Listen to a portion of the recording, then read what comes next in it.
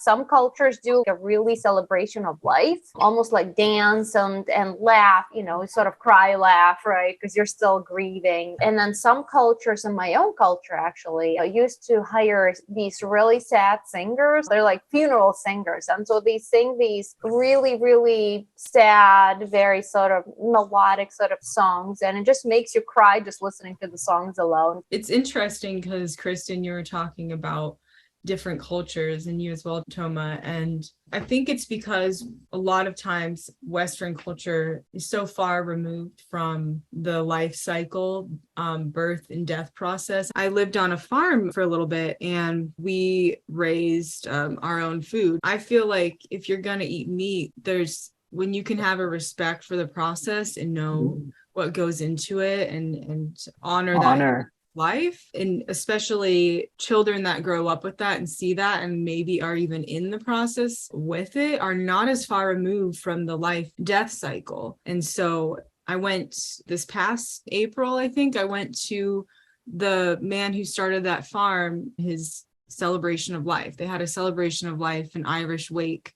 And it was so beautiful and a huge celebration. And of course, there were sentimental moments. And I think the big takeaway is not to demonize grieving and crying, to allow that, but also remembering the whole life process and not being as far removed from it. And so maybe that's a part of why a lot of different cultures treat death in a different way. And also, if you don't think there's anything after this physical body, I mean, that would be really difficult for me if I thought this was the end. Yeah.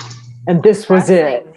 Yeah. Well, I think that grieving part, though, comes from being in 3D, and then you're that person is never there again physically. Yeah. And so many people have been conditioned to believe that they cannot contact them once they die, that it's the saddest thing in the whole wide world. And so that's where all the change has to come in for people to believe that, like they say, energy doesn't ever get destroyed. It just transitions or changes or moves. Mm-hmm. Yeah. Well, and then there's a lot of people too that they're programmed to think in a lot of religions that when you try to contact somebody who's deceased, that's the work of the devil. Yes. So there's so many people that is like, you do what? Like that's devil work. And it's like, no.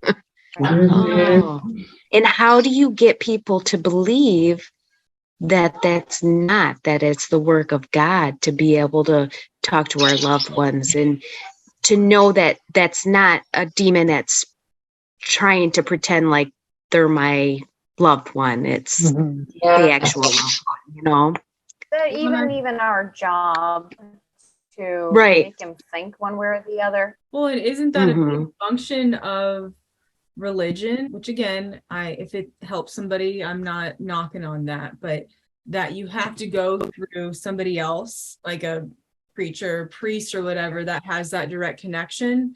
So, you're basically believing that there needs to be another person for that connection. And if you do it, that's a sin. Wait till everyone realizes you can connect to God, or you have angels around you, you have spirit guide, you have your higher self, your soul resides outside your body, it's guiding you, those little things where it's like, wow, I was just, why did I get that message to cross the street this way, and then there's an accident. It's like, yeah, because you're guided.